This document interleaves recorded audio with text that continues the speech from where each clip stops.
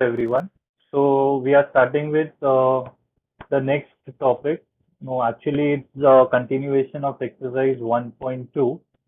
So in the previous video, we have done exercise 1.2 till sum number 4. So here we are starting with the next question. Before we start, you will have to understand all the concepts over here. So let us start with the basics. So what is a line segment? A line segment is the one which is uh, having a point on both the sides. अब point का मतलब ये होता है कि वो end point है, उसके आगे वो segment belong नहीं करता है. मतलब segment AB हर एक पॉइंट है जो ए और बी के बीच में है और ये लाइन के ऊपर है. अब बी के राइट साइड पे सेगमेंट ए बी का कोई पार्ट नहीं है और ए के लेफ्ट साइड पे सेगमेंट ए बी का कोई पार्ट नहीं है. तो जब हम एक लाइन को कट कर देते हैं दोनों बाजू पे तो उसे हम सेगमेंट बोलते हैं. नेक्स्ट है रे. रे मतलब लाइन को एक तरफ कट करना और दूसरी तरफ चालू रखना. तो इसीलिए इसका नाम है रे ए बी. तो यहाँ पे एक एंड पॉइंट है ए और दूसरे तरफ एंड पॉइंट नहीं है, एक एरो होगा, तो उसे हम बोलेंगे रे ए बी. अब इसमें ऐसा होता है कि ए के लेफ्ट साइड पे रे ए बी का कुछ पार्ट नहीं है, लेकिन बी के राइट साइड पे अगर कोई पॉइंट आता है वो लाइन के ऊपर तो वो भी रे ए बी का पार्ट है. तो ये था रे ए बी के बारे में. अब हम देखते हैं लाइन ए बी. तो लाइन ए बी काफी स्ट्रेट फॉरवर्ड है. अगर यहाँ पे थोड़ा सा एक्सटेंड करके हम एरो बना देते तो उसे हम लाइन ए बी बोलते हैं. नेक्स्ट है कॉन्ग्रुएंट सेगमेंट. अगर दो सेगमेंट्स का लेंथ सेम होता है तो उसे हम कॉन्ग्रुएंट सेगमेंट बोलते हैं. अब कॉन्ग्रुएंट सेगमेंट के कुछ प्रॉपर्टीज है. पहला प्रॉपर्टी है रिफ्लेक्टिविटी, कि वो खुद से कॉन्ग्रुएंट होता है. जैसे हमने यहाँ पे देखा कि ए बी और सी डी कॉन्ग्रुएंट है, तो अगर मैं ऐसा पूछूं ए बी खुद से कॉन्ग्रुएंट है तो yes, that is very obvious also. So reflectivity is a very straight forward property that one thing will always be congruent to itself. Symmetry मतलब अगर पहला दूसरे से कॉन्ग्रुएंट है तो दूसरा पहले से भी कॉन्ग्रुएंट होगा. So that is called as symmetry. Here they have given an example. If AB is congruent to CD, then CD is congruent to AB. And the last property is transitivity. In this they say that अगर पहला दूसरे से congruent है, दूसरा तीसरे से congruent है, तो पहला जो है वो तीसरे से कॉन्ग्रुएंट होगा. अब तीसरा प्रॉपर्टी छोड़ के पहला दो जो है वो बहुत ही सिंपल स्ट्रेट फॉरवर्ड है, जिसका एक्चुअली थोड़ा सा सेंस भी नहीं बनता ये लेवल पे, बट आगे जाके आपको समझेगा कि ये क्यों सिखाया गया था. एनीवेज ये तीन प्रॉपर्टीज है, आपको याद रखनी है. फिल इन द ब्लैंक जैसे कोई क्वेश्चन में या ट्रू और फॉल्स में ये आ सकता है यूनिट टेस्ट और सेमेस्टर एग्जाम में. So these are the three properties of congruent segment. Next is midpoint of a segment. We have already done the sum on that. That अगर M midpoint है AB का तो it divides AB into equal parts. That means AM will be congruent to MB, जैसा कि ये diagram में समझ में आ रहा है. और हमेशा ये याद रखना है कि हर एक सेगमेंट को सिर्फ एक ही मिड पॉइंट हो सकता है. तो आपको क्या करना है, आपको ये 6 पॉइंट्स पहले तो कॉपी करने हैं और फिर ही एक्सरसाइज 1.2 के आगे के सम्स करने हैं. तो सबसे पहले आज होमवर्क में ये पूरा पेज आपको लिखना है और इसके अलावा ये जो पॉइंट्स है वो भी लिखने हैं, 7th 8th 9th.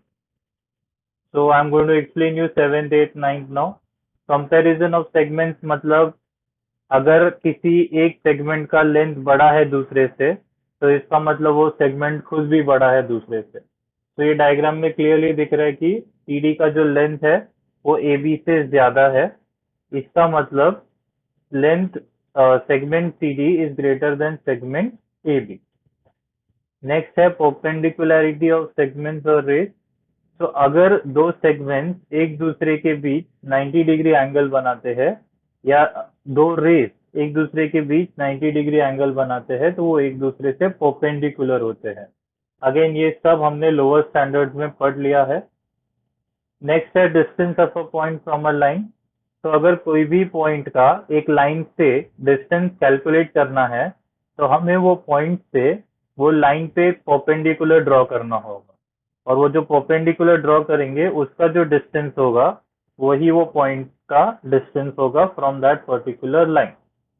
So let me just revise this overall. Line segment, when you cut the line on both the sides and you limit it to a particular area, then it is called a segment. रे मतलब एक तरफ line को cut कर दिया, एक and point दे दिया और दूसरे तरफ लाइन को चालू रखा. लाइन ऑब्वियसली दोनों तरफ एरोज रहेगा तो उसे लाइन बोलते हैं.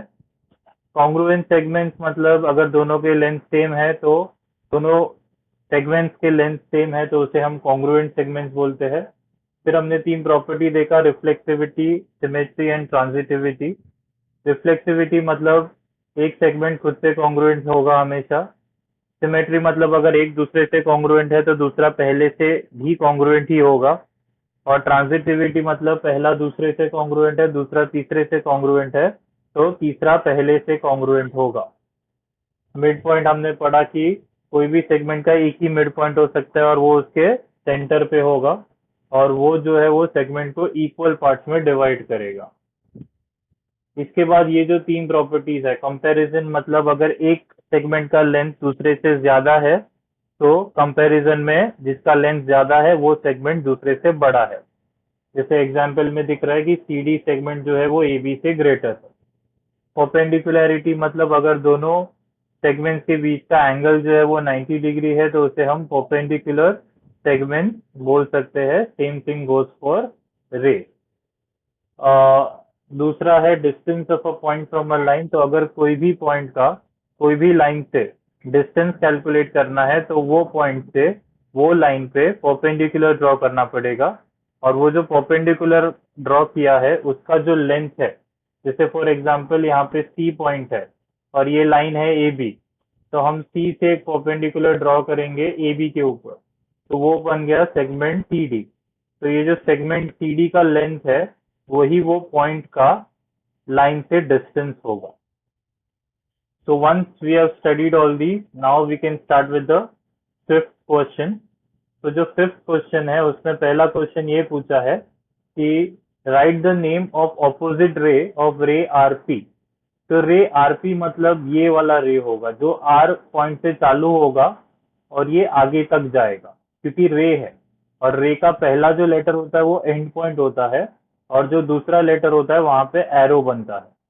तो उससे ऑपोजिट रे बनाना है तो वो ये वाला रे है जो आर से चालू होके ये बाजू जाए. तो मैं नाम दे सकता हूँ रे आर एस या रे आर टी, कोई भी. तो दोनों में से एक नाम लिखना है. तो यहाँ पे पहले मैंने आंसर लिख लिया है रे आर एस. अब रे आर एस की जगह पे रे आर टी भी लिखते तो भी सही होता. Next question, right the intersection set of रे पी क्यू एंड रे आर पी. तो रे पी क्यू जो है वो पी से चालू होके ये एरो तक जाएगा, और रे आरपी जो है वो आर से चालू होके ये एरो तक जाएगा आगे तक, इंफिनिटी तक.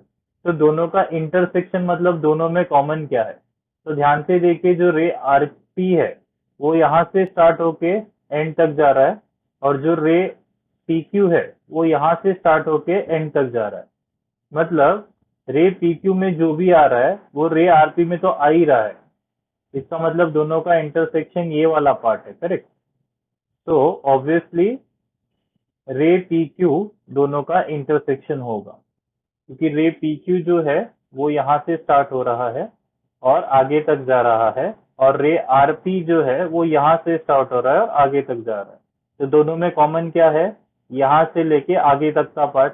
अब यहाँ से लेके आगे तक के पार्ट को क्या बुला सकते हैं, रे पी क्यू बुला सकते हैं. तो आंसर इज रे पी क्यू. ये हो गया रे पी क्यू.